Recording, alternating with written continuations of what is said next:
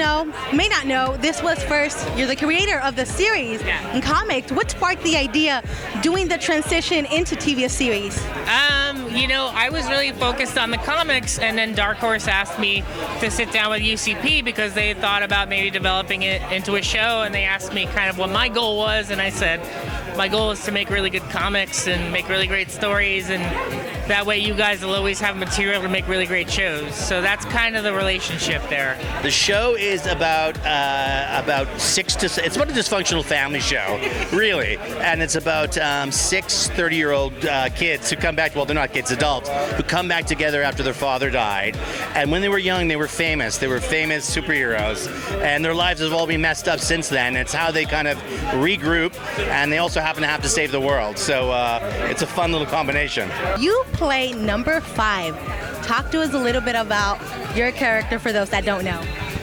So, in a nutshell, number 5 is a 58-year-old time-traveling assassin who gets stuck in his 13-year-old body after time-traveling back from the future to save the world from an apocalypse. Allison, number 3, the rumor, has the ability and the power to alter reality, change people's decision-making, and influence people's choices, minds, what have you. And she comes back to the Umbrella Academy after being away for 12 years, has started her own family, has had a child, and they all come home for the funeral of their father, and realizes that now that she's in a divorce and she's fighting for custody of her daughter, that she might have to put back the pieces of the Umbrella Academy, because that, unfortunately, could be the only family that she has left.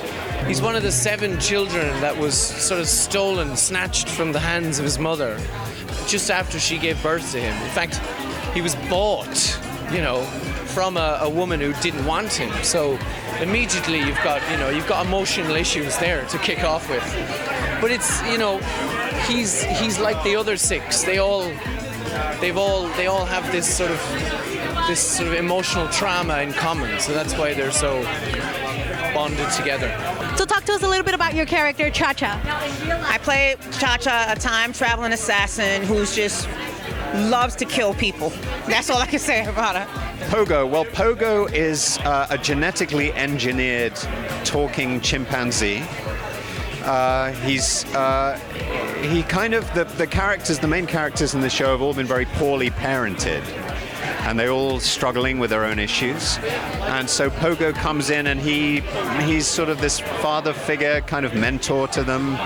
He's someone they can go and talk to with their problems. So, Luther Hargreaves, he's number 1, aka Space Boy. He's a big, tough exterior of a man. He's the leader of the academy, so he has a lot of weight on his shoulders, a lot of responsibility, but he feels a lot of pressure from that. My character is really lost. He doesn't know who he is or what he wants, and it isn't until certain events happen in the show that he's able to sort of look at who he really is, which was fun because villains are usually really confident whenever you see an uber villain in a movie. But he's a little lost, he's not quite sure who he is or what he wants. If you could describe the Umbrella Academy in 3 words, what would you describe? Very broken people. Quirky, exciting, and unpredictable. It's all over these posters, isn't it? Like, unique. Unique would be one. Bonkers and fun. And I love how the Umbrella Academy showcases superpowers in action. If you could have a superpower to save the world, which one would it be? Probably the ability to alter reality, because that would make saving the world very easy. My superpower would definitely be to fly. Yeah, I would fly everywhere. Especially in Los Angeles. Especially in LA, definitely.